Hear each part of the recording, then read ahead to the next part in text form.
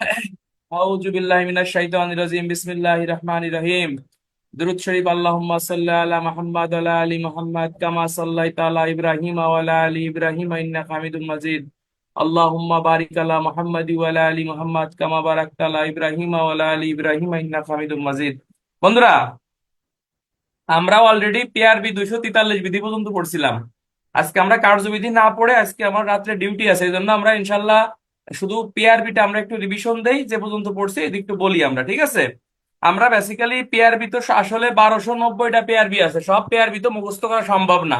আমি পদোন্নতি পরীক্ষার জন্য সর্বোচ্চ 120টা পিআরবি পড়াবো, কিন্তু যেহেতু এমসিকিউ 10-15 মার্কের পিআরবি এমসিকিউ থেকে আসে, এই জন্যই আমরা মোটামুটি সব পিআরবি গুলো একটু দেখবো। কিন্তু রিটেন পরীক্ষার জন্য সর্বোচ্চ 80-90টার বেশি পিআরবি আমি পড়াই না, ইনশাল্লাহ এর ভিতরেই থাকবে। আচ্ছা, তারপর আজকে একটু রিভিশন দিই পিআরবিটা প্রথম থেকে। খালি একটু চোখ বন্ধ করে শোনেন, শুনলে ইনশাল্লাহ হয়ে যাবে।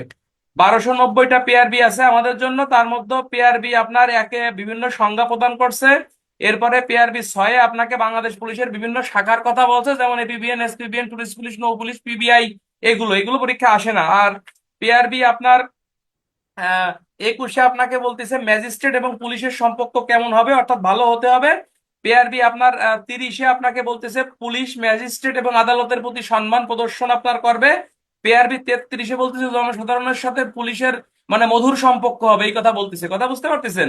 আর 33-এ 34-এ বলতেছে অবসরপ্রাপ্ত পুলিশ সদস্যদের সাথে ভালো ব্যবহার করতে হবে, হ্যাঁ, খারাপ ব্যবহার করা যাবে না। এবং একটা তথ্য মনে রাখবেন যে অবসরপ্রাপ্ত পুলিশ সদস্যদের নামের তালিকা এসপি অফিসে থাকতে হবে, এবং এসপি মহোদয় আপনার বিভিন্ন যে কুচকাওয়াজ এবং সামাজিক যে বিভিন্ন অনুষ্ঠান আছে আমাদের পুলিশের, অবসরপ্রাপ্ত সদস্যদের দাওয়াত দেবে, ঠিক আছে কিনা, ইনভাইট করবে। এটা পিআরবি 34 বিধিতে বলতেছে। এখান থেকে একটা প্রশ্ন গুরুত্বপূর্ণ, যে অবসরপ্রাপ্ত সদস্যদের নামের তালিকা কোথায় থাকে? তো অবসরপ্রাপ্ত সদস্যদের নামের তালিকা অবসরপ্রাপ্ত সদস্যদের অবসরপ্রাপ্ত সদস্যদের নামের তালিকা থাকে হচ্ছে আপনার এসপি অফিসে থাকে। এটা কিন্তু গুরুত্বপূর্ণ, পরীক্ষায় অলরেডি কিন্তু অনেকবার আসছে, এটা এই তথ্যটা মনে রাখবেন। আচ্ছা, কথা বললেন না। এরপরে পিআরবি 35-এ বলতেছে ইন্সপেক্টর জেনারেলের আপনার ক্ষমতা, এগুলো পরীক্ষা আসবে না। পিআরবি 53-54 এই দুটো পিআরবিটা একটু গুরুত্বপূর্ণ। একটা হচ্ছে এসআর মামলা, অর্থাৎ পুলিশ বাদী হয়ে বা গুরুত্বপূর্ণ যে মামলাগুলো হয়ে থাকে, যেমন চুরি মামলা, দস্যুতা মামলা, ডাকাতির মামলা, হ্যাঁ, তারপর দাঙ্গা হাঙ্গামার যে মামলা, হ্যাঁ, বড় ধরনের মার্ডার মামলা, মেইল চুরি, হ্যাঁ, এই ধরনের মামলাকে এসআর মামলা বলা হয়ে থাকে। এই পিআরবি 53 এবং 54 এটা একটু ভালো করে দেখবেন, এগুলো ছাড়া পরীক্ষা আসার মতো কিছু নাই। আচ্ছা, এরপরে হচ্ছে পিআরবি 68-তে আপনাকে বলা হচ্ছে কেস ডায়েরি, ঠিক আছে কিনা, কেস ডায়েরির সংজ্ঞা। পিআরবি 263-তে বলতেছে কেস ডায়েরিতে কি কি বিষয় থাকবে। পিআরবি 264-তে বলতেছে কেস ডায়েরিতে কেস ডায়েরি কিভাবে লিখতে হবে। আর পিআরবি 400 কত জন ভাই, এটা ভুলে গেছি, যে কেস ডায়েরি উপস্থাপন 400 কত 40 না কত জন, আদালতে কেস ডায়েরি উপস্থাপন কত জন, মনে নাই আমার। না না, 468 না, আন্দাজে 442, 442, হ্যাঁ, থ্যাংক ইউ। আদালতে কেস ডায়েরি কিভাবে উপস্থাপন করতে হবে সেটা হচ্ছে পিআরবি 442। তাহলে এই কেস ডায়েরিটা গুরুত্বপূর্ণ, দাগায় রাখেন। সংজ্ঞা 68-তে আপনাকে বলতেছে, 263-তে কেস ডায়েরিতে কি কি লিখতে হবে, 264-তে আপনাকে বলতেছে কেস ডায়েরি লেখার পদ্ধতি, আর 442 হচ্ছে কেস ডায়েরি উপস্থাপন। যাক, এরপরে আমরা সরাসরি চলে যাব পুলিশের পিআরবি 69-70, অর্থাৎ পুলিশের বিভিন্ন গেজেট। এই গেজেট সবসময় পুলিশ গেজেট সবসময় পুলিশ হেডকোয়ার্টার থেকে হয়, মনে রাখবেন। পুলিশ গেজেট সবসময় পুলিশ হেডকোয়ার্টার থেকে হয়ে থাকে। আচ্ছা, পিআরবি পিআরবি বেসিক্যালি আপনাকে এই 86-তে আপনাকে বলতেছে যে জনকল্যাণমূলক কাজে পুলিশ অফিসাররা সবসময় অংশগ্রহণ করবে। 87-তে বলতেছে পুলিশ কোনো চাঁদা আদায় করতে পারবে না, ধর্মীয় কোনো কাজও চাঁদা আদায় করা নিষেধ করা হয়েছে। পিআরবি 88টা খুবই গুরুত্বপূর্ণ, অর্থাৎ অস্ত্রের লাইসেন্স থেকে আমাদেরকে অব্যাহতি দেওয়া যায়, অর্থাৎ লাইসেন্স ছাড়া আমরা অস্ত্র ব্যবহার করতে পারবো, ঠিক আছে কিনা। পিআরবি এইবার এই বছর ইন্সপেক্টরশিপ পরীক্ষা আসছে। এই যে পিআরবি 98, 99, 100, 100, 1, 2, এই পিআরবি গুলো, এটা হচ্ছে কোন পুলিশ অফিসারের বিরুদ্ধে দেওয়ানি ফৌজদারি মামলা রুজু হলে তখনকার আইনগত কার্যপদ্ধতি কি, বা পুলিশ কি ডিফেন্স কিভাবে পাবে, এটা এবার ইন্সপেক্টরশিপ পরীক্ষা আসছে, এগুলো আমরা পড়াইছি। আচ্ছা, পিআরবি 105-এ হচ্ছে আইজির সাথে আমরা কিভাবে সাক্ষাৎ করব। পিআরবি 106টা খুবই গুরুত্বপূর্ণ, সরকারি কর্মচারীর আচরণ বিধি, অর্থাৎ আমাদের আচরণ কেমন হবে। আমরা মিথ্যে কথা বলতে পারবো না, চগলখড়ি করতে পারবো না, তারপর বেনামি দরখাস্ত দিতে পারবো না, একাধিক বিয়ে করতে পারবো না, ফোনে কারোর সাথে কথা বলতে পারবো না, হ্যাঁ, এইসব আমাদের আচরণ বিধি কেমন হবে। এই কথাটা আপনাকে, বাবা মার সাথে খারাপ ব্যবহার করা যাবে না, ঊর্ধ্বতন কর্তৃপক্ষের সাথে খারাপ আচরণ করা যাবে না, জোরে কথা বলা যাবে না, এই সবগুলো আপনাকে বলতেছে পিআরবি 106। মন থাকবে, আমাদের আচরণ মিসকন্ডাক্ট, হ্যাঁ, মিসকন্ডাক্ট, এটা হচ্ছে পিআরবি 106। আচ্ছা, পিআরবি 107 আপনাকে বলতেছে প্রচার সংস্থার সাথে সম্পর্ক রাখা যাবে না। 108 বলতে সরকারি নীতি সমালোচনা করা যাবে না। 109 টাকা ধার লেনদেন করা যাবে না। 110 সরকারি নিলামে অংশগ্রহণ করা যাবে না। 114 হচ্ছে আপনার সরকারি সম্পত্তির ক্ষতি করা যাবে না। 115 অনুমতি ব্যতীত কর্মস্থল ত্যাগ করা যাবে না, ঠিক আছে কিনা। 120 অপরাধ সম্পর্কে সবসময় অবহিতকরণ করতে হবে। এইগুলো বেসিক্যালি এখান থেকে একটু ইম্পর্টেন্ট। এরপরে আছে পিআরবি 151 সশস্ত্র মানে দলনেতার ক্ষেত্রে মানে ম্যাজিস্ট্রেটের ভূমিকা। 152 মানে যিনি পুলিশ অফিসার থাকবে তার দায়িত্ব কর্তব্য। আর 153 হচ্ছে পুলিশ কোন কোন ক্ষেত্রে আগ্নেয়াস্ত্র ব্যবহার করতে পারে। 153 খতে ব্যক্তিগত প্রতিরক্ষার ক্ষেত্রে। 153 গতে বেআইনি সমাবেশ ছত্রভঙ্গ করার ক্ষেত্রে। 153 ঘতে কতিপয় গ্রেপ্তার কার্যকর করার ক্ষেত্রে পুলিশ আগ্নেয়াস্ত্র ব্যবহার করবে। এই পিআরবিটা এবছর পরীক্ষায় আসবে যে পুলিশ কোন কোন ক্ষেত্রে আগ্নেয়াস্ত্র ব্যবহার করতে পারে, আগ্নেয়াস্ত্রের ব্যবহারের আগে পরে সময় করণীয় কি, আগ্নেয়াস্ত্র ব্যবহারের ক্ষেত্রে পুলিশের মানে অধিনায়কের দায়িত্ব কর্তব্য কি, ম্যাজিস্ট্রেটের দায়িত্ব কর্তব্য কি। অনেক বড় প্রশ্ন, বাট এইগুলোই হচ্ছে বিধি, এগুলো একটু দেখবেন, পড়াইছি। এরপর আছে পিআরবি বেসিক্যালি 163 আদেশপত্র বা কমন সার্টিফিকেট, সাথে পিআরবি 909। এরপর আছে পিআরবি 164 শ্রমমূলক কাজ। এরপর আছে পিআরবি 190 সহকারী পুলিশ সুপার একজন এএসআই কে রিডার হিসেবে দায়িত্ব পালন করবে। 196 হচ্ছে আপনার কার্ড ইনটেক্স বা সার্কেল অফিসে এগুলো আপনার থাকবে। এরপরে পিআরবি 200, এই পিআরবিটা আমাদের জন্য গুরুত্বপূর্ণ, অর্থাৎ পিআরবি 201 থেকে পিআরবি 410, এই অংশটা আমাদের জন্য খুবই গুরুত্বপূর্ণ। এটা হচ্ছে থানা সংশ্লিষ্ট বিষয়াদি এখানে আলোচনা করছে, অর্থাৎ থানা রিলেটেড কোন কার্যক্রমে, অর্থাৎ পুলিশের দায়িত্ব কর্তব্য, পুলিশ কি করবে না করবে, এই বিষয়গুলো পিআরবি 201 থেকে 410 বিধি পর্যন্ত আলোচনা করছে। এটা কিন্তু একটু গুরুত্বপূর্ণ। আমার কথা মনে হয় ইনশাল্লাহ আপনারা বুঝতে পারছেন, ঠিক আছে। শোনেন, পিআরবি 201 আপনাকে বলতেছে যে থানার ভারপ্রাপ্ত কর্মকর্তা কি। 205 আপনাকে বলতেছে, 200 205 আপনাকে যে বিষয়টা বলতেছে সেটা হচ্ছে যে থানার ভারপ্রাপ্ত কর্মকর্তার দায়িত্ব কর্তব্য কি। সাইফুল, তুমি ক্লাসটা লাইভে দাও। সাইফুল, সাইফুল ক্লাসটা লাইভে দাও। অনেকে লাইভে মানে ঢুকতে পারতেছে, লাইভে একটু দাও ভাই। ওই সাইফুলই ফোন দিচ্ছে, যে সাইফুল ফোন দেয়। আচ্ছা, এরপরে হচ্ছে পিআরবি 207 হচ্ছে এএস এর দায়িত্ব কর্তব্য, 208 কনস্টেবলের দায়িত্ব কর্তব্য, 209 হচ্ছে মফস্বল ডায়েরি। এই মফস্বল ডায়েরি একটু দাগাই রাখেন। মফস্বল ডায়েরি দাগাই রাখেন, খুবই ইম্পর্টেন্ট এটা। এটা কিন্তু পদোন্নতি পরীক্ষায় আসবে। মফস্বল ডায়েরি কাকে বলে, মফস্বল ডায়েরিতে কোন কোন বিষয় উল্লেখ থাকে, এটা ইম্পর্টেন্ট। আচ্ছা, এরপর আছে পিআরবি 220 হচ্ছে আপনাকে পরিচয়পত্র সঙ্গে রাখতে হবে। এবং পিআরবি 224টা একটু ইম্পর্টেন্ট, ভ্রাম্যমাণ যে পাগলগুলো আছে এগুলোকে পুলিশ চিকিৎসা করবে এবং ম্যাজিস্ট্রেটকে বিষয়টা অবগত করবে। এবং যে সকল,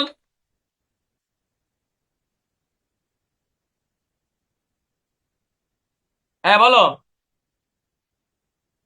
আরে ক্লাস হচ্ছে, তুমি লাইভে যাও, লাইভ হচ্ছে তো। আরে ভাই লাইভ সাইফুল দেশে তো, লাইভ সাইফুল দেশে দেখছে। আরে ফোন দিয়ে না, আমি দেখতেছি, প্লিজ দেখতেছি ভাই।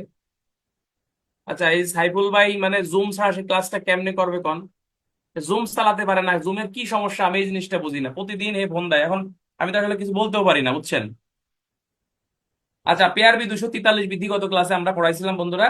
এখানে বেসিক্যালি আপনার এফআইআর সংশ্লিষ্ট বিষয়গুলো আলোচনা করছে। এফআইআর অর্থাৎ প্রাথমিক তথ্য বিবরণী কাকে বলে, প্রাথমিক তথ্য বিবরণী হচ্ছে কিভাবে রেকর্ড করতে হবে। এরপরে আপনাকে বলা হচ্ছে যে প্রাথমিক প্রাথমিক প্রাথমিক প্রাথমিক তথ্য, প্রাথমিক তথ্য বিবরণী, প্রাথমিক তথ্য বিবরণী, প্রাথমিক তথ্য বিবরণী হচ্ছে আপনার এই যে যে ইয়ারটার কথা বলতেছে যে কনস্টেবল রেকর্ড করতে পারবে কিনা। তারপর আছে প্রাথমিক তথ্য বিবরণী আপনার এটা কি বলে যে এই আরে টেলিফোনের মাধ্যমে আসলে করণীয় কি। হ্যাঁ, এই বিষয়গুলো আপনার পিআরবি 243 বিধিতে বলতেছে। এবং প্রাথমিক তথ্য বিবরণীর ক্ষেত্রে কার্যবিধি আইনেও কিন্তু বেসিক্যালি আমাদের প্রশ্ন আসে বন্ধুরা। কার্যবিধি আইনে নর্মালি যে কোশ্চেনটা আসে সেটা হচ্ছে যে আপনার প্রাথমিক তথ্য বিবরণী কাকে বলে, প্রাথমিক তথ্য বিবরণীর বৈশিষ্ট্য কি, কোন কোন পদের অফিসার প্রাথমিক তথ্য বিবরণী রেকর্ড করতে পারবে, এই টাইপের প্রশ্ন কিন্তু পরীক্ষা আসে এবং আপনারা জানেন। এবং কনস্টেবলদের হয়তো আসে না, বাট এএসআই দের কিন্তু একটা প্রশ্ন আসে যে অমুক জায়গায় ডাকাতি হয়েছে, একটি এফআইআর লিপিবদ্ধ করুন। এই লিপিবদ্ধর সবটাও কিন্তু মুখস্থ করতে পারবে, হতে হবে। এবং ইভেন ইভেন আপনারা জানেন যে এই যে লাস্ট যে বছর পরীক্ষা গেছে এই বছরও কিন্তু প্রাথমিক তথ্য বিবরণী একটা শর্ট পরীক্ষায় কিন্তু সাব ইন্সপেক্টর অর্থাৎ এএসআই থেকে সাব ইন্সপেক্টরদের আসছে। এটা কনস্টেবলদের মুখস্থ না করলে হবে, বাট আমি পরীক্ষা দেবো, আমাদের যারা এএসআই আছেন তারা এটা দেখবেন। এটা আমরা পরীক্ষার আগে শিখে বানি, সমস্যা নেই, এটা দরকার নাই এখন। আচ্ছা, আমরা এখন সরাসরি চলে যাব পিআরবি 200 আপনার এই 47 বিধিতে চলে যাব। এখানে নর্মালি আপনাকে বলতেছে যে এই যে যে 247-এ বলতেছে যে অনেক সময় যে আমাদের থানাতে যে যে হয় কি বলে ওটা, যে চুরি মামলাগুলো হয়, এই সকল চুরি মামলায় যখন আপনার বিভিন্ন তথ্য কম থাকে, অর্থাৎ কোন কোন মালিক কোন কোন মালামালগুলো চুরি হয়েছে, এই বিষয়ে বেসিক্যালি আপনাকে একটা তালিকা তৈরি করে দিতে হবে, ঠিক আছে কিনা। অর্থাৎ চুরি মামলার ক্ষেত্রে যদি তালিকা আপনার কম থাকে, এই তালিকাটা আপনাকে দিতে হবে। এটা বেসিক্যালি পিআরবি 247 বিধি, অর্থাৎ চোরাই সম্পত্তির তালিকা অভিযোগকারীর নিকট থেকে আপনাকে সংগ্রহ করতে হবে। এমসিকিউ, চোরাই সম্পত্তির তালিকা অভিযোগকারীকে নিতে হবে কত ধারায়? 247 বিধিতে। কে নেবে? তদন্তকারী কর্মকর্তা বা থানার ওসি নেবে। কার কাছ থেকে নেবে? যার বাড়ি চুরি হয়েছে, অর্থাৎ যিনি অভিযোগ দিতে আসছে তার কাছ থেকে এই তালিকাটা নিতে হবে। অর্থাৎ তোমার বাড়িতে কি কি চুরি হয়েছে এই বিষয়টা বেসিক্যালি এখানে বলছে, এর বাইরে আর কোনো কিছু এখান থেকে আসে না। পেয়ারবি 248 বিধিটা আমরা একটু দেখি বন্ধুরা, অমনোযোগী হবেন না, আপনি শোনেন, শুনলেই দেখবেন মুখস্থ হয়ে যাবে। পেয়ারবি 248-এ নর্মালি বলতেছে যে এখতিয়ারের বাহিরের সীমার ঘটনা যখন থানায় সংবাদ আসবে, সেই ক্ষেত্রে আপনার করণীয়টা কি একটু ভালো করে বোঝেন। সাইবুল, তুমি একটু পারলে স্ক্রিনশট মানে স্ক্রিন শেয়ার করো, তাহলে মানে সুবিধা হবে। আচ্ছা, 248-এ বলতেছে, মনে করো মোহাম্মদপুর থানার ঘটনা আমাদের শ্রীপুর থানায় সংবাদ আইছে, তাহলে আমাদের কাজটা কি? তাহলে এই কথাটা এখানে বলতেছে, যখন কোন আমলযোগ্য অপরাধের সংবাদ এখতিয়ারের বাইরে সংবাদটা যখন থানায় আসে, তখন সেই ক্ষেত্রে আপনাকে বলতেছে যে অবশ্যই এটাকে ওই থানা এলাকায় পাঠাতে হবে, এবং শ্রীপুর থানার ওসি মহোদয় মোহাম্মদপুর থানার ওসি কে বিষয়টা সংবাদটা অবগত করবে, এবং নর্মালি জিডিতে বিষয়টা আপনার নোট দেবে। এবং আপনারা একটা, এটা হচ্ছে পিআরবি 248-এ আপনার, অর্থাৎ এখতিয়ার সীমার বাহিরের অপরাধের সংবাদ যখন থানায় আসে তখন আইনগত করণীয় কি, এই বিষয়টা বেসিক্যালি আপনার পিআরবি 248-এ বলছে। এবং আপনারা একটা জিনিস জানেন, হয়তো অনেকে পড়ছেন, যে এই বছর এই যে নারী ও শিশু নির্যাতন দমন আইন সংশোধন আহ, অধ্যাদেশ 2025-এ নর্মালি মানে নারী যদি কোনো ভিকটিম থানায় আসে, সে যদি এখতিয়ার বাহিরের মানে নারীও হয়ে থাকে, থানার ওসির কাজ হচ্ছে আপনার ওই নারীকে মেডিকেল চিকিৎসা করানো আগে। এটা নতুন একটা ধারা হয়েছে, এটা আপনারা জানেন। এই ক্ষেত্রে মোহাম্মদপুর থানার নারী যদি শ্রীপুর থানায় এসে কয় যে আমাকে ধর্ষণ করছে বা আমি হ্যারাসমেন্টের শিকার হয়েছি, এই শ্রীপুর থানার ওসি কিন্তু আপনার তাকে বলতে পারবে না যে আপনি ইসি যান না, কি কয় রে, মোহাম্মদপুরে যান, এটা কিন্তু বলতে পারবে না। এই এই বছর এটা সংশোধন হয়েছে, যে 25-এর ক, থ্যাংক ইউ, হ্যাঁ, 25-এর কতে আপনাকে বলতেছে যে যে এই বিশেষ করে নারী সংগঠিত বিষয়, এই নির্যাতন সংগঠিত বিষয়ে যখন এখতিয়ার সীমার বাইরের সংবাদ থানায় আসবে, থানার ওসি ডিউটি অফিসারের প্রধান কাজ হচ্ছে আমাদের এই এই ভিকটিমকে মানে প্রাথমিক চিকিৎসা দেওয়া, হ্যাঁ, মেডিকেল করানো। পরবর্তীতে মামলা যেখানে হবে ওইখানেই হবে, সমস্যা নাই, কিন্তু আগে এটা ছিল না, এটা মাথায় রাখবেন। এবং নারী শিশু আইন থেকে বছর প্রশ্ন আসবে আসবে আসবে, খুবই একবার শিওর আসবে প্রশ্ন, কোনো পৃথিবী মিসগুলো মিস নাই, এটা আমরা শিট করে পড়াবানি, সমস্যা নাই। আচ্ছা, আমরা এখন যে পিআরবিটা পড়বো এটা অত্যন্ত গুরুত্বপূর্ণ পিআরবি, এবং তোমরা এটা জানো যে এই পিআরবি থেকে প্রশ্ন সবসময় আসে। হইচই বিজ্ঞাপন, হইচই বিজ্ঞাপন কাকে বলে? প্রশ্ন আসে, হইচই বিজ্ঞাপন কাকে বলে, হইচই বিজ্ঞাপনের বৈশিষ্ট্য কি, হইচই বিজ্ঞাপন কখন প্রেরণ করা হয়, হইচই বিজ্ঞাপন প্রেরণের উদ্দেশ্য কি, কে প্রেরণ করে, তারপরে এরা প্রাপ্তির পর করণীয় কি, রিসিভ ডিসপ্যাচ রেজিস্টার এটা কিভাবে লেখা হয়, এই টাইপের প্রশ্ন এখান থেকে আসে। সুতরাং আমরা এটাকে একটু গুরুত্বের সাথে দেখবো। হইচই বিজ্ঞাপন কি বন্ধুরা? সবাই চোখ বন্ধ করেন, আমি বলি মুখস্থ হয়ে যাবে। অর্থাৎ বলা হচ্ছে যে বলা হচ্ছে যে আপনার এই কি বলতেছে যে কোনো আসামিকে অনতিবিলম্বে গ্রেপ্তার, চোরাই মাল উদ্ধার বা গোয়েন্দা তথ্য প্রচার, এবং পার্শ্ববর্তী থানার কর্মচারীদের বা পুলিশ অফিসারদের যখন সাহায্যের প্রয়োজন হয়ে থাকে, সেক্ষেত্রে আপনার এই থানার ভারপ্রাপ্ত কর্মকর্তা অপর থানার ভারপ্রাপ্ত কর্মকর্তা বরাবর বিপি ফরম নং 28 মোতাবেক যে পত্র প্রেরণ করে তাকে হইচই বিজ্ঞপ্তি বলা হয়ে থাকে। অর্থাৎ আমরা এখানে জানলাম যে কোনো আসামিকে অনতিবিলম্বে গ্রেপ্তার করার জন্য, চোরাই মাল উদ্ধার করার জন্য, ডাকাতি মাল উদ্ধার করার জন্য, অথবা কোনো গোয়েন্দা তথ্য প্রচার করার জন্য থানার ভারপ্রাপ্ত কর্মকর্তা অপর থানার ভারপ্রাপ্ত কর্মকর্তা বরাবর বিপি ফরম নং 28 মোতাবেক যে পত্র প্রেরণ করে তাকে হইচই বিজ্ঞাপন বলে। এমসিকিউ আসতে পারে, হইচই বিজ্ঞাপন পিআরবি কত? পিআরবি 250। কে প্রেরণ করে? থানার ওসি প্রেরণ করে। কোথায় প্রেরণ করে? অপর থানার ওসি বরাবর প্রেরণ করে। বিপি ফরম নং কত মোতাবেক? বিপি ফরম নং 28 মোতাবেক। উদ্দেশ্য কি কি? আসামি গ্রেপ্তার, চোরাই মাল উদ্ধার, ডাকাতি মাল উদ্ধার, গোয়েন্দা তথ্য প্রচার। ক্লিয়ার কিনা? এই উদ্দেশ্যে বেসিক্যালি এই এই এই এই হইচই বিজ্ঞপ্তিগুলো বেসিক্যালি ইস্যু করা হয়ে থাকে। আরেকটা জিনিস আমরা এখানে জানবো যে হইচই বিজ্ঞপ্তি সবসময় রিসিভ ডিসপ্যাচ রেজিস্টারে আপনাকে লাল কালি দিয়ে লিপিবদ্ধ করতে হবে, এটা কিন্তু এমসিকিউ। রিসিভ ডিসপ্যাচ এবং জিডিতে হইচই বিজ্ঞপ্তি যখন থানায় আসে তখন জিডিতে এবং ডিসপ্যাচ রেজিস্টারে লাল কালি দিয়ে আপনাকে লিখতে হবে। কথা ক্লিয়ার কিনা?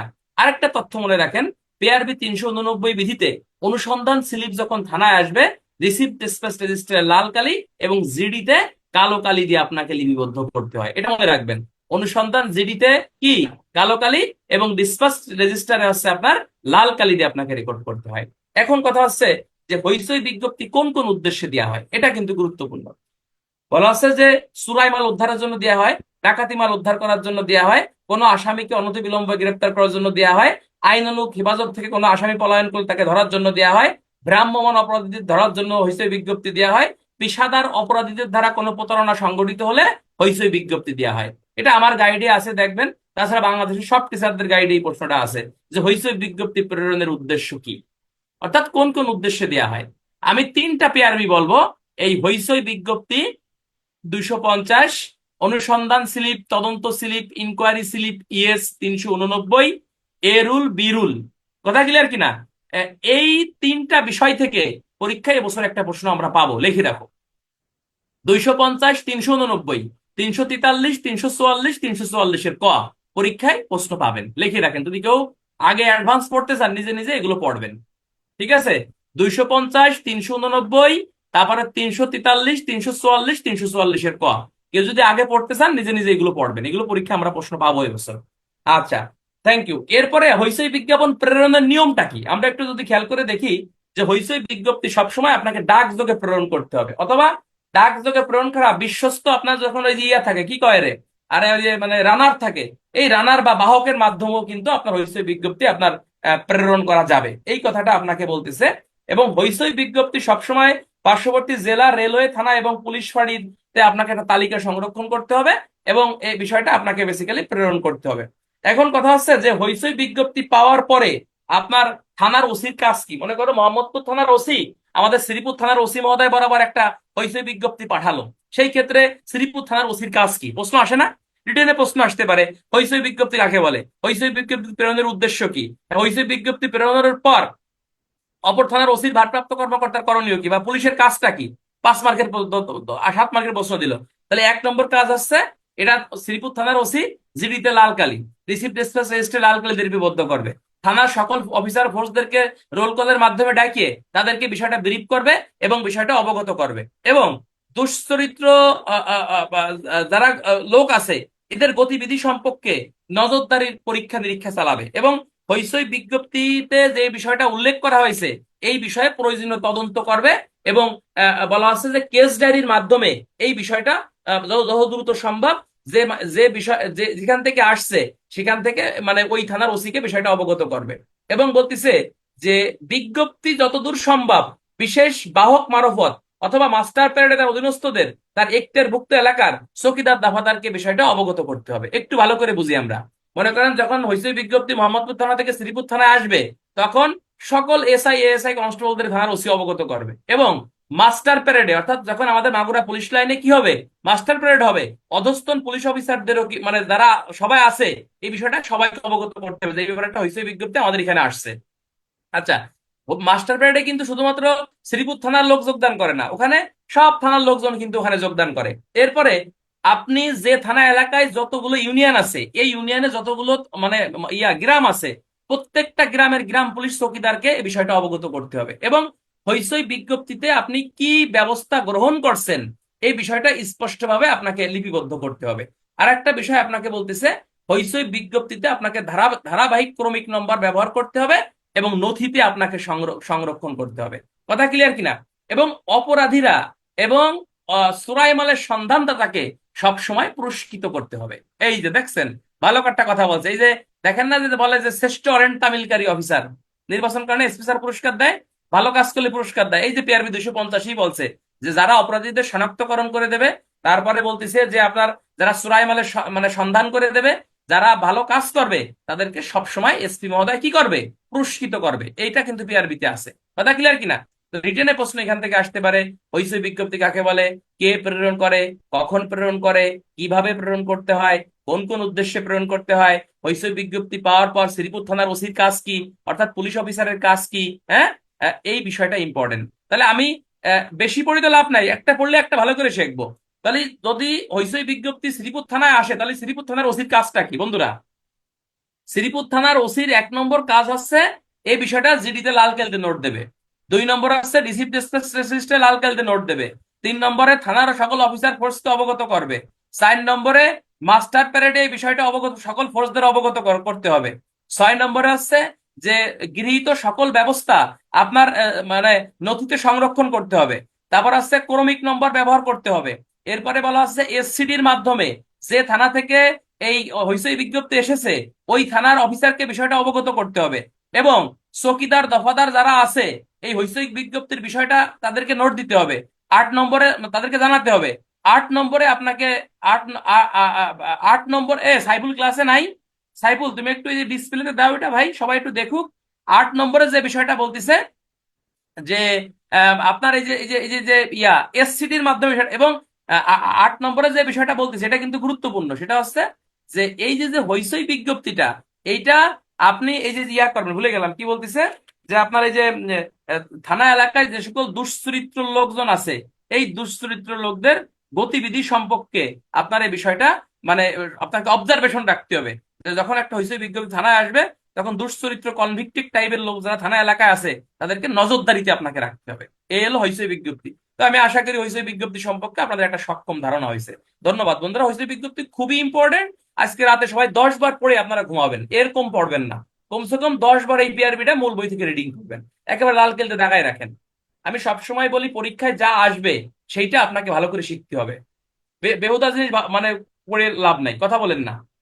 আচ্ছা, আমরা এখন চলে যাব পিআরবি 251 বিধি। এটা কিন্তু অত্যন্ত গুরুত্বপূর্ণ। দাবিদার বিহীন সম্পত্তি পাইলে তখন করণীয় কি পুলিশের, অর্থাৎ ইনটেস্টেড প্রপার্টি সংক্রান্তে পুলিশের দায় দায়িত্ব কি। ইনটেস্টেড প্রপার্টি কোনটা বন্ধুরা? ইনটেস্টেড প্রপার্টি আছে দাবিদার বিহীন সম্পত্তি বা বেওয়ারিশ সম্পত্তি। তোমরা জানো যে দাবিদার বিহীন সম্পত্তি বা বেওয়ারিশ সম্পত্তি পাইলে পুলিশ কার্যবিধির 523 থেকে 525 ধারা পর্যন্ত আইনগত ব্যবস্থা গ্রহণ করে। আবার পুলিশ আইনের 25 থেকে 27 ধারায় ব্যবস্থা গ্রহণ করে। ঠিক তেমনি পিআরবি 251-তে ইনটেস্টেড প্রপার্টি বেওয়ারিশ সম্পত্তি বা দাবিদারবিহীন সম্পত্তি পাইলে পুলিশের কাজ কি, এইটা কিন্তু রিটেন পরীক্ষা আসতে পারে। এবং অলরেডি সাপ্লিমেন্টারি পরীক্ষায় কিন্তু আমাদের এএসআই থেকে এসআই দের পরীক্ষা একবার আসছে। তাহলে আমরা এই এখানে যা আছে আছে তো ঠিক আছে, বাট আমরা কিছু জিনিস শিখবো যে দাবিদারবিহীন সম্পত্তি পাইলে পুলিশের বেসিক্যালি আপনার কাজ কি। সাইফুলকে আজকে ক্লাসে নাই নাকি? না ক্লাস রেকর্ডে দিয়ে হারাই গেছে? তো রেকর্ড করতেছি ক্লাস, তাহলে কি সমস্যা ওর? আচ্ছা, দেখতেছি দেখতেছি। আচ্ছা, তাহলে আমরা আমরা আমরা একটু খেয়াল করে দেখি যে থানার ভারপ্রাপ্ত কর্মকর্তা যদি সংবাদ পান যে তার থানা এলাকায় এমন সম্পত্তি রয়েছে যেগুলো দাবিদার বিহীন বা মালিক উইল না করে মারা গেছে, সেইগুলো জব্দ তালিকার মাধ্যমে বিবি ভরম নং 29-এ থানার ওসি এ বিষয়টা হেফাজতে নেবে এবং সঙ্গে সঙ্গে এই বিষয়টা ম্যাজিস্ট্রেটকে অবগত করবে। পিআরবি বইয়ের দিকে তাকায় না, আমি নিজের মতো বলি মুখস্থ হয়ে যাবে, বইতে অনেক হিজিবিজি করে লেখা। তাহলে ওই কার্যবিধির মতোই ব্যবস্থা, অর্থাৎ জব্দ তালিকার মাধ্যমে হেফাজতে নিয়ে ম্যাজিস্ট্রেটকে বিষয়টা অবগত করবে। এবং যে বিষয়টা বলতিছে যে মৃত ব্যক্তি যদি কোনো স্থাবর সম্পত্তি রেখে যায় সেগুলোর তালিকা সংগ্রহ করে এই বিষয়টাও কিন্তু ম্যাজিস্ট্রেটকে বিষয়টা অবগত করবে।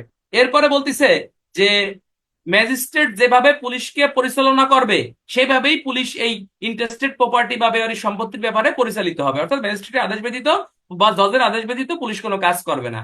যদি কোনো গৃহপালিত পশু পাওয়া যায় সেই পশু কি কিন্তু থানার ওসি বা পুলিশ অফিসার বিক্রি করে দেবে, যেগুলোর কোনো অরিশ নাই। পরবর্তীতে যদি অরিশ পাওয়া যায় সেগুলো কি করতে পারবে? প্রকৃত মালিককে টাকা পয়সা আপনার ফেরত দিতে পারবে। যদি এমন পশু কোনো খোয়াড়ে রাখা হয়, গ্রামগঞ্জে আগে খোয়াড় ছিল, আপনাদের এলাকায় আছে নাকি? আমাদের এলাকায় ছিল আহ, কি জানো তবিয়ের খোয়াড়। আমাদের এলাকার লোক নাম ছিল তবি নাকি সবা নাকি যেন নাম ছিল। তার ওই বাড়িতে গরু দিয়ে আসলি 5 টাকা 2 টাকা করে দিত, আমরা এগুলো লজেন্স খাইতাম আবার, ঠিক আছে। এখন মনে হয় গ্রামে এগুলো নাই মনে হয়। তাহলে এরকম যদি বেওয়ারিশ কোনো গরু কোনো খোয়াড়ে আটকানো থাকে তাহলে এই গরু বিক্রি করে এই খোয়াড়ের টাকাটাও কিন্তু বেসিক্যালি আপনার মানে পরিশোধ করা যাবে, এই কথাটাই বেসিক্যালি আপনার বলতেছে। এবং আপনাকে এখানে একটা জিনিস বলতেছে যে আহ, আহ, যদি কোনো এই এই পয়েন্টটা কিন্তু গুরুত্বপূর্ণ, এই পয়েন্টটা কিন্তু খুবই গুরুত্বপূর্ণ, এটা আমরা একটু দেখবো বন্ধুরা। এখানে বলতেছে যে পুলিশ কোনো উইল বা দাবিদার কার্যকর সম্পর্কে প্রশ্ন তুলতে পারবে না। অর্থাৎ এখানে বলতেছে যে একজন ব্যক্তি যদি কোনো জমির দাবি করে বা কোনো মালামালের দাবি করে আসলেই সে এই জিনিসটার প্রকৃত দাবিদার কিনা বা প্রকৃত মালিক কিনা এই এই দাবি পুলিশ করতে পারবে না বা এটা পুলিশ নিশ্চিত করবে না। এটার এটার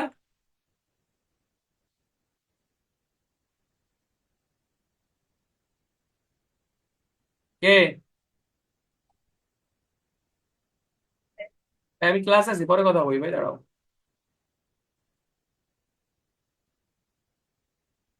আচ্ছা, তাহলে একটা সম্পত্তির মালিক একজন কিনা, এই সম্পর্কে কে দাবি উত্থাপন করতে পারবে না? কোনো পুলিশই দাবি উত্থাপন করতে পারবে না। এবং যদি কোনো ব্যক্তি অন্যায়ভাবে বা হঠকারিতামূলক ভাবে কোনো জাল দলিল করে কোনো সম্পত্তির মালিকানা দাবি করতে চায়, যে এই বাড়ির মালিক আমি, বা এই গরুর মালিক আমি, এই জায়গার মালিক আমি, বা এই সম্পত্তির মালিক আমি, সেই ক্ষেত্রে পুলিশ দণ্ডবিধি 467 বা দণ্ডবিধি 404, ওই যে মৃত ব্যক্তি সম্পত্তি আত্মসাৎ করতে চায়, মনে করো রাস্তায় 10 ভরি স্বর্ণ পাওয়া গেছে, আসলে এই সম্পত্তির মালিককে, এটা কেউ পুলিশ নির্ধারণ করবে না। কোনো ব্যক্তি দাবি করে যে স্বর্ণের মালিক আমি, তাহলে পুলিশ দাবি মানে এটা নির্ধারণ করবে না যে প্রকৃত মালিক সে কিনা, এটা আদালত নির্ধারণ করবে। কিন্তু পুলিশের কাছে যদি মনে হয় যে এই ব্যক্তি, মৃত ব্যক্তি সম্পত্তি আত্মসাৎ করতে চাচ্ছে, কোনো জাল দলিল তৈরি করছে, সেক্ষেত্রে 467 অথবা 460 ধারা মোতাবেক পুলিশ তার ওই ব্যক্তির বিরুদ্ধে আইনানুগ ব্যবস্থা গ্রহণ করার জন্য পুলিশ সুপারের নিকট আবেদন করতে পারবে। এই হচ্ছে ইন্টেস্টেড প্রপার্টি সম্পর্কে পুলিশের করণীয়। আমি এগুলো বইতে হিজিবিজি করে লেখা, আমি একটু স্রেফ বাংলা ভাষায় বলি। এভাবে আমরা লিখবো যে, যদি প্রশ্ন আসে যে বেওয়ারিশ সম্পত্তি সংক্রান্তে পুলিশের দায় দায়িত্ব পিআরবির আলোকে লেখো, 1 নম্বরে লিখবো যে যে সম্পত্তির কোনো মালিকানা নাই বা মালিক খুঁজে পাওয়া যায় না, এমন সম্পত্তি বেওয়ারিশ সম্পত্তি বা ইন্টেস্টেড প্রপার্টি বলা হয়ে থাকে। এমন সম্পত্তির সংবাদ পুলিশ অফিসার পাইলে পুলিশ এ বিষয়টা আপনার জিডিতে নোট দেবে। 2 নম্বরে উদ্বোধন কর্তৃপক্ষকে জানাবে। 3 নম্বর হচ্ছে উক্ত সম্পত্তি বিবরণে 29 মোতাবেক জব্দ তালিকার মাধ্যমে বিভাজিত নেবে। 3 নম্বরে হচ্ছে আপনার এই ম্যাজিস্ট্রেটকে অবগত করবে। 4 নম্বরে ম্যাজিস্ট্রেট নির্দেশ মোতাবেক পুলিশ অফিসার পরিচালিত হবে। 5 নম্বরে উক্ত সম্পত্তির ব্যাপারে পুলিশ অফিসার নিজে কোনো সিদ্ধান্ত নেবে না। 6 নম্বরে গৃহপালিত পশু পাইলে যার কোনো মালিক নাই, এরূপ পশুকে পুলিশ পুলিশ অফিসার বিক্রি করে দিতে পারবে। 6 নম্বরে 6 নম্বরে আপনাকে বলতেছে যে এরূপ পশু যদি কোনো গৃহে থাকে, মানে কোনো খোয়াড়ে থাকে, এই বিক্রির টাকা থেকে খোয়াড়ের টাকা পরিশোধ করা যাবে। 7 নম্বরে আপনাকে বলতেছে যে এই পুলিশ অফিসার কোন সম্পত্তির মানে প্রকৃত দাবিদারকে এটা এটা নির্ধারণ করবে না। 8 নম্বরে উক্ত সম্পত্তির দাবিদার নির্ধারণ করার দায়িত্ব একমাত্র ম্যাজিস্ট্রেটের।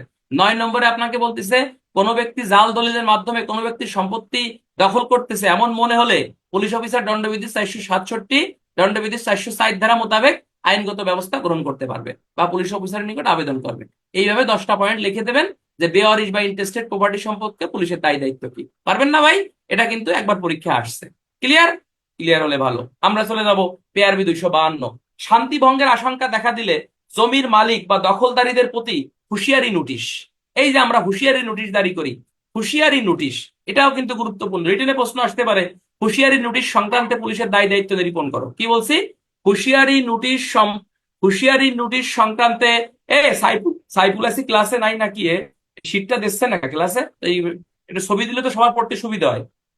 আচ্ছা, শান্তি ভঙ্গের আশঙ্কা দেখা দিলে জমির মালিক বা দখলদারীদের প্রতি হুঁশিয়ারি, অর্থাৎ জমি জমা, আমাদের শ্রীপুরে জমি জমা নিয়ে যে এত বিরোধ, আমার মনে হয় পৃথিবীর কোনো থানাতে এরকম আছে কিনা আমি জানি না। কথা কি বুঝছেন? যা হতে পারে, কথা বলেন না। আর একটা একটা বিষয় আমরা একটু এখানে ক্লিয়ার হই বন্ধুরা, এই জমি জমা সংক্রান্ত যখন বিরোধ দেখা দেবে, সেক্ষেত্রে পুলিশের দায় দায়িত্ব কি? একটাই পিআরবি, পিআরবি 252। মুখস্থ করেন কত? পিআরবি 252।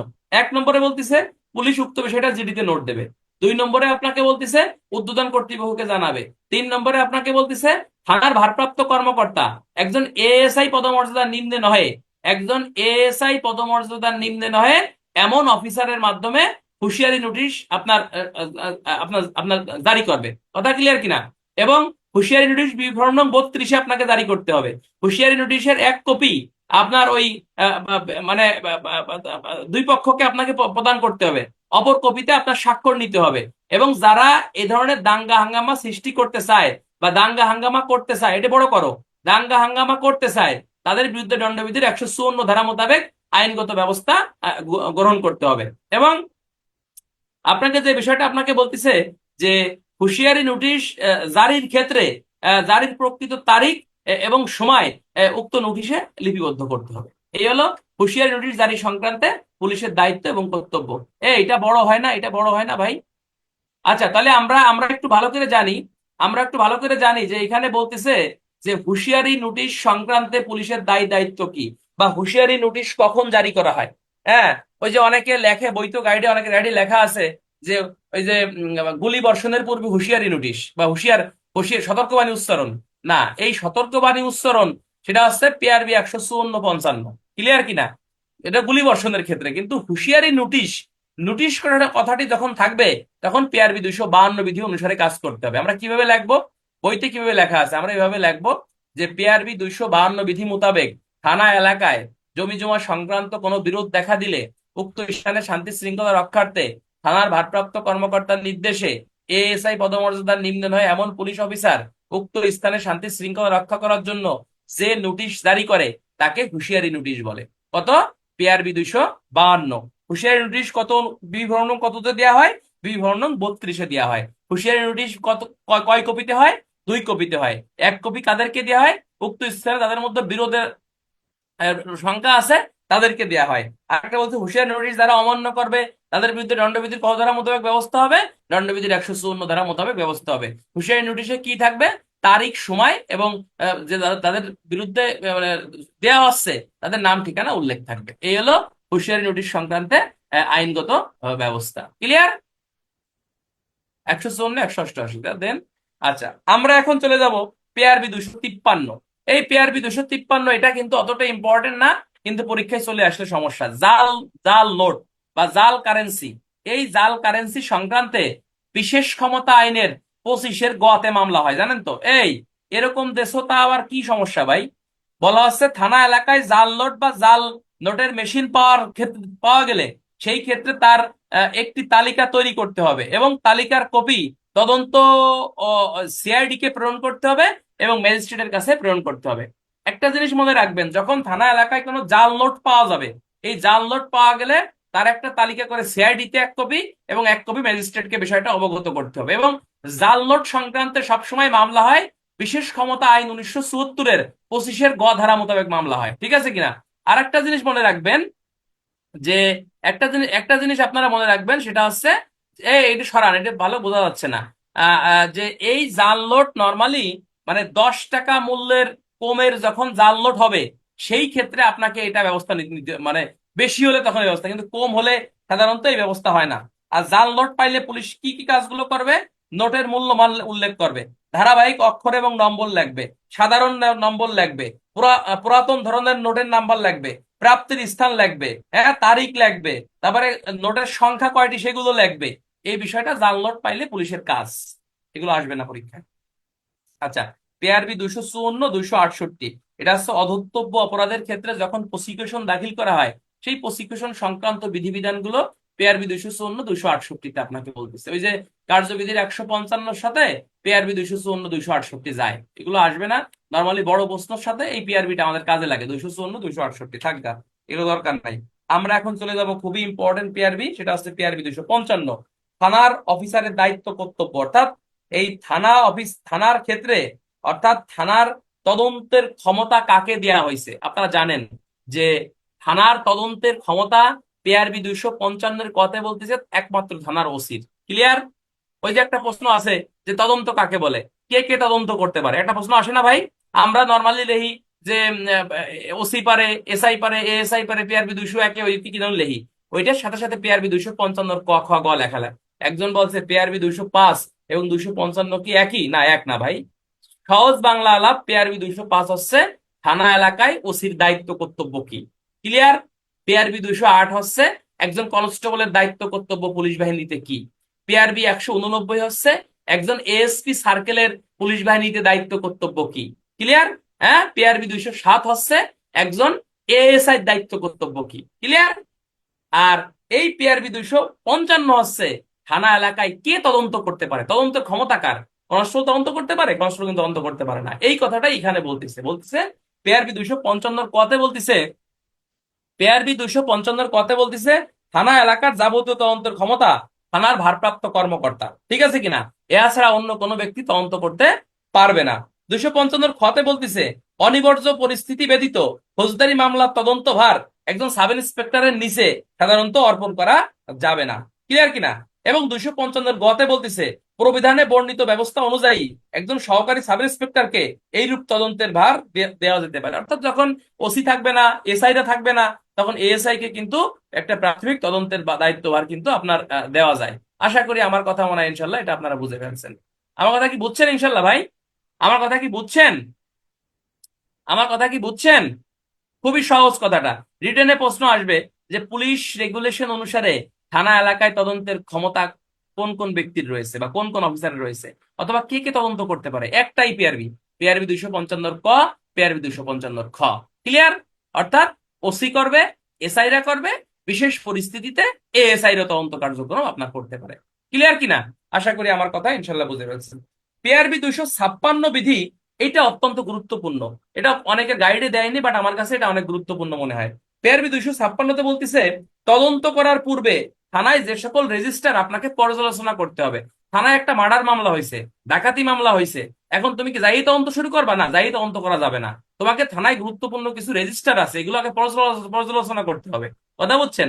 মনে করেন আপনি একটা মেয়ে বিয়ে করবেন, এখন মেয়ে কি দেখলেই বিয়ে করতে হবে? দেখলেই বিয়ে করলে তো বিপদ আছে ভাই, ওটা নিয়ে ঝামেলা আছে।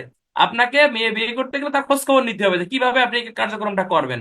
ঠিক তেমনি একটা মামলা তদন্ত করতে গেলে থানার যে গুরুত্বপূর্ণ রেজিস্টার সমূহ আছে, এই রেজিস্টার গুলোকে আপনাকে পর্যালোচনা করতে হবে। রিটেনে প্রশ্ন আসতে পারে থানায় সাধারণত কোন কোন গুরুত্বপূর্ণ রেজিস্টার পর্যালোচনা করা আবশ্যক তদন্তের ক্ষেত্রে। হ্যাঁ স্যার, আপনি পুরানো পূর্ণা কি কি লেখেন বুঝলাম না। আচ্ছা, তাহলে 1 নম্বরে আমরা লিখবো ভিসিএনবি রেজিস্টার পর্যালোচনা করতে হবে। ক্রিমিনাল হিস্ট্রি পিআরবি 1123 পর্যালোচনা করতে হবে। গ্যাং রেজিস্টার পর্যালোচনা করতে হবে। অপরাধ মানচিত্র পর্যালোচনা করতে হবে। পার্শ্ববর্তী থানা এলাকার বসবাসকারী দাগ আসামি সন্দেহভাজন ব্যক্তির তালিকা পর্যালোচনা করতে হবে। ক্রাইম ইন্ডেক্স পর্যালোচনা করতে হবে। খতিয়ান পরিদর্শন রেজিস্টার পর্যালোচনা করতে হবে।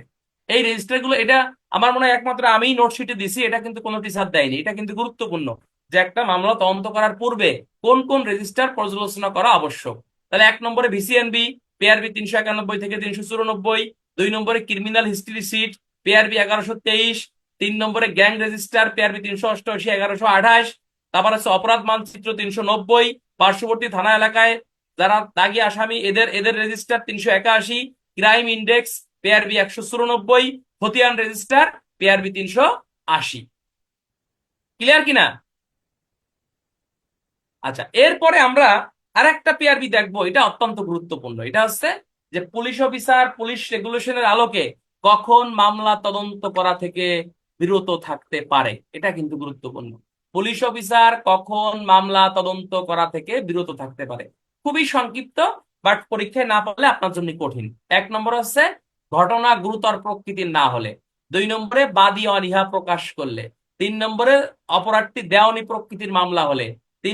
4 নম্বরে দণ্ডবিধি আইনের আপনার এই 300 দণ্ডবিধি আইনের 95 ধারা মোতাবেক সামান্য ক্ষতিকারক কার্য অপরাধ হলে। নর্মালি পিআরবি 297 সাথে কার্যবিধি 157 ধারা আপনার যাবে। ঠিক আছে কিনা? রিটেনে প্রশ্ন আসবে যে পিআরবির আলোকে পুলিশ অফিসার কখন তদন্ত করা থেকে বিরত থাকতে পারে। পিআরবির আলোকে অনেক ব্যাককল আছে, হেতুবে না যে কার্যবিধি 57 না। যদি শুধু পিআরবির আলোকে আসে তখন 257টাকে হচ্ছে আপনাকে আগে দিতে হবে। ঠিক আছে কিনা? 257কে আগে দিতে হবে, সাথে কালকে 97 দেন, সমস্যা নাই। 1 নম্বরে ঘটনা গুরুতর প্রকৃতির না হলে, বাদী তদন্তে অনীহা প্রকাশ করলে, অপরাধটি দেওয়ানি প্রকৃতির হলে, অপরাধটি দণ্ডবিধির 95 ধারা মোতাবেক সামান্য ক্ষতিকারক হলে কি হবে? মানে পুলিশ অফিসার তদন্ত করা থেকে বিরত থাকতে পারবে।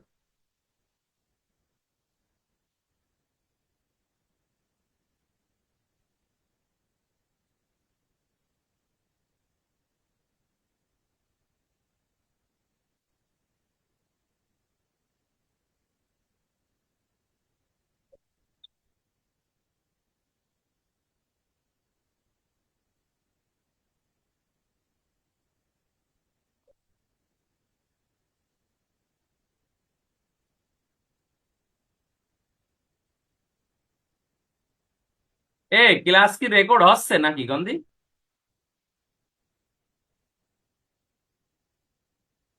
কথা বলেন না। আচ্ছা, আমরা আজকে যে পিআরবি গুলো পড়লাম এটা কিন্তু খুবই গুরুত্বপূর্ণ পিআরবি বন্ধুরা, এগুলো কিন্তু পরীক্ষা আসে। যারা নতুন তারা হয়তো বুঝতেছো না, কিন্তু যারা কয়েকবার পরীক্ষা দিয়েছো, আজকের পিআরবি গুলো মোস্ট ইম্পর্টেন্ট এই পিআরবি গুলো, এবং খুবই গুরুত্বপূর্ণ ক্লাস। দয়া করে যারা মিস করছে তারা একটু কানে ইয়ারফোন দিয়ে একটু শুনবেন। এগুলো পরীক্ষা আসে, তোমরা জানো, যারা পুরাতন লোক তারা সবাই আপনারা জানেন যে এগুলো পরীক্ষা আসে। আচ্ছা, আমরা এখন চলে যাব রিটেনে প্রশ্নটা কি আসবে। রিটেনে প্রশ্ন আসবে যে পুলিশ রেগুলেশনের আলোকে পুলিশ অফিসার কখন তদন্ত থেকে বিরত থাকতে পারে। তাহলে 1 নম্বরে ঘটনা গুরুতর প্রকৃতির না হলে, বাদী তদন্তে অনীহা প্রকাশ করলে, অপরাধটি দেওয়ানি প্রকৃতির হলে, অপরাধটি দণ্ডবিধির 95 ধারা মোতাবেক সামান্য ক্ষতিকারক কার্য হলে কি করতে পারবে? পুলিশ তদন্ত করা থেকে বিরত থাকতে পারবে। ক্লিয়ার? আশা করি আমার কথা বুঝতে পারছেন। আচ্ছা, এমসিকিউ আসতে পারে যে নিচের কোন ক্ষেত্রে পুলিশ তদন্ত করা থেকে বিরত থাকতে পারে। এখন তুমি যদি এই পয়েন্টগুলো না জানো তাহলে কিন্তু পরীক্ষায় লিখতে পারবে না ভাই, এটা কিন্তু পরীক্ষায় লিখতে পারবে না। সুতরাং এটা কিন্তু গুরুত্বপূর্ণ। ঘুমিয়ে গেছিলাম স্যার, আবার পড়ান। আচ্ছা ঘুমা, আপনি ঘুমান, সমস্যা নাই। আচ্ছা, সরজমিনে তদন্ত। সরজমিন তদন্ত কি? তদন্তর ক্ষেত্রে পুলিশ অফিসার কিন্তু অবশ্যই সরজমিনে আপনাকে কি করতে হবে? ইনকোয়ারি করতে হবে। তদন্তর ক্ষেত্রে পুলিশ অফিসার অবশ্যই আপনাকে সরজমিনে ইনকোয়ারি করতে হবে বা করাতে হবে। এই কথাটাই বেসিক্যালি আপনাকে এখানে বলতেছে। অর্থাৎ বলতেছে ঘটনা যখন এক ঘটবে, পুলিশ অফিসার অবশ্যই ঘটনাস্থলে উপস্থিত হয়ে তদন্ত করবে। ঠিক আছে কিনা? এটা হচ্ছে পিআরবি 258 বিধিতে বলতেছে। পিআরবি 259টা আমরা একটু দেখি, যে আওতার বাহিরে তদন্ত মানে নর্মালি তুমি শ্রীপুর এলাকায় তদন্ত করতে যাবা, করতে পারবা, এটা তোমার আইনগত ক্ষমতা তোমার আছে, কার্যবিধি 156-তে বলছে। কিন্তু যখন আওতার বাহিরে যাবা, মনে করো তুমি শ্রীপুর থানার পুলিশ অফিসার বা মামলার আয়ু, তুমি তদন্ত করতে গেছো ঢাকাতে, বা তদন্ত করতে গেছো মোহাম্মদপুর থানা বা শালিকায় থানায় গেছো, বা মহৎ সদরে গেছো, এই ক্ষেত্রে পিআরবিতে নরমালি বলতেছে যে এসপি সার্কেলের অনুমতি ব্যতীত অন্য থানা এলাকায় সাধারণত তদন্ত করতে যাওয়া যাবে না। এই কথাটা আপনাকে বলতেছে 259। ক্লিয়ার কিনা? অর্থাৎ আপনি যদি কোনো কাজে মুভ করতে যান আপনার থানা থেকে অন্য থানা এলাকায়, 100% আপনাকে কি করতে হবে? যে এএসপি সার্কেলের অনুমতি নিয়ে তদন্ত করতে আপনাকে যেতে হবে। এমসিকিউ, কার অনুমতি? ASP circle. 260 বিধিতে আপনাকে বলতেছে তদন্ত করার সময় বাদী বিবাদী কোনো পক্ষকে বেসিক্যালি আপনাকে কি করা যাবে না? হয়রানি করা যাবে না, এবং জিজ্ঞাসাবাদের নামে কাউকে বিরক্ত করা যাবে না। এটা কিন্তু গুরুত্বপূর্ণ। জিজ্ঞাসাবাদের নামে কাউকে বিরক্ত করা যাবে নয়াকারে না। তাহলে পিআরবি 260 কি বলতেছে? বলতেছে যে তদন্ত করতে গেলে আপনাকে সার্কেলের অনুমতি নিয়ে তদন্ত করতে হবে আওতার বাইরে গেলে। আর 260 আপনাকে বলতেছে তদন্ত করার সময় বাদী বিবাদী বা জনসাধারণ কাউকে কি করা যাবে না? হয়রানি করা যাবে না। 261টা খুবই গুরুত্বপূর্ণ। 261 বিধিতে আপনাকে বলতেছে যে সকল প্রকারের মামলা পুলিশ অফিসার 15 দিনের মধ্যে তদন্ত শেষ করবে। তোমরা জানো যে মাইনর অ্যাক্টে এই কার্যবিধি 67 ধারায় লেখা আছে যে পুলিশ অফিসার একটা মামলা 120 দিনের মধ্যে তদন্ত করবে। কত? জোরে বলেন। 167 ধারায় লেখা আছে পুলিশ অফিসার 120 দিনের মধ্যে মামলা তদন্ত শেষ করবে, যে কোনো মামলা। আর পিআরবিতে বলতেছে যে কোনো মামলা 15 দিনের মধ্যে শেষ করতে হবে। এমসিকিউ, পিআরবিতে কত? 15 দিন। কার্যবিধিতে কত? 120 দিন। আর মানে মানে ম্যাজিস্ট্রেট আদালতে মামলা নিষ্পত্তি হবে কত দিনের মধ্যে জানেন তো? ম্যাজিস্ট্রেট আদালতে আছে আপনার 180 দিন, আর দায়রা আদালতে আছে 360 দিন। এর মধ্যে মামলা তদন্ত শেষ করতে হবে। এটা এগুলো কিন্তু এমসিকিউর জন্য গুরুত্বপূর্ণ। আচ্ছা, পিআরবি 262 আমরা দেখি। পিআরবি 262 বিধিতে বলতেছে যে গ্রেপ্তারকৃত ব্যক্তি কর্তৃক পুলিশ অফিসারের দুর্ব্যবহারের অভিযোগ। অর্থাৎ নর্মালি আমরা যে এই যে না আর একটু পড়তে হবে ভাই, থাকবে কেন? কয়টা বাজে? আমার ডিউটি তো 8টায়। কয়টা বাজে? হ্যাঁ, টাইম তো হয়নি, দেরি আছে। আচ্ছা, বলতেছে যে গ্রেপ্তারকৃত ব্যক্তিদের সম্পর্কে আপনার এই এই এই এই অভিযোগ, অর্থাৎ একজন পুলিশ অফিসার যখন কোনো আসামিকে গ্রেপ্তার করতে যাবে, তখন যদি ওই আসামি কোনো অভিযোগ করে যে আমার সাথে খারাপ ব্যবহার করছে, আমাকে মারধর করছে, সেই বিষয়টা আপনাকে ডিউটি অফিসার অর্থাৎ যিনি থাকবেন তিনি এই বিষয়টা আসামির শরীর পরীক্ষা করাতে হবে। এবং যদি তিনি পরীক্ষা বিষয়টা জিডিতেও নোট দিতে হবে, ওসিকে জানাতে হবে, এবং তিনি যদি মেডিকেল না করাতে চান এই বিষয়টাও কিন্তু কেস ডায়েরিতে আপনাকে লিখতে হবে। এই হলো পিআরবি 262। আচ্ছা, একটু পরে সামনের দিকে আমরা যাই। পিআরবি 263 থেকে কালকে পড়বে না, আজকে বলতে কি থাক। শোনেন আমি বলি, 263 খুবই গুরুত্বপূর্ণ, ওটা পরীক্ষা আসবে, এই জন্য ওটা পরে পড়াবো। আমি বলি আজকের ক্লাসের মধ্যে হইচই বিজ্ঞপ্তিটা খুবই গুরুত্বপূর্ণ রিটেনের জন্য। ঠিক আছে? পিআরবি 257 খুবই গুরুত্বপূর্ণ, কোন কোন ক্ষেত্রে পুলিশ তদন্ত করা থেকে বিরত থাকতে পারে, খুবই গুরুত্বপূর্ণ।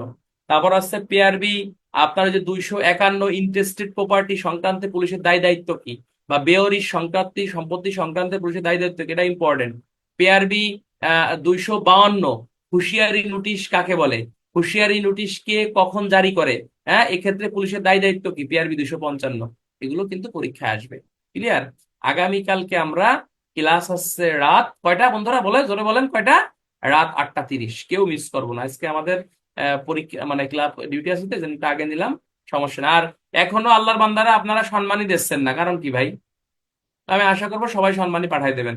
খুবই অল্প কয়েকটা পিআরবি পড়লাম, আল্লাহর বান্দারা, আপনারা আজকে এই পিআরবি গুলো নিজে একটু দেখেন। আজকের পিআরবি গুলো খুবই ইম্পর্টেন্ট, বিশেষ করে পিআরবি 250টা মুখস্থ করে ফেলা।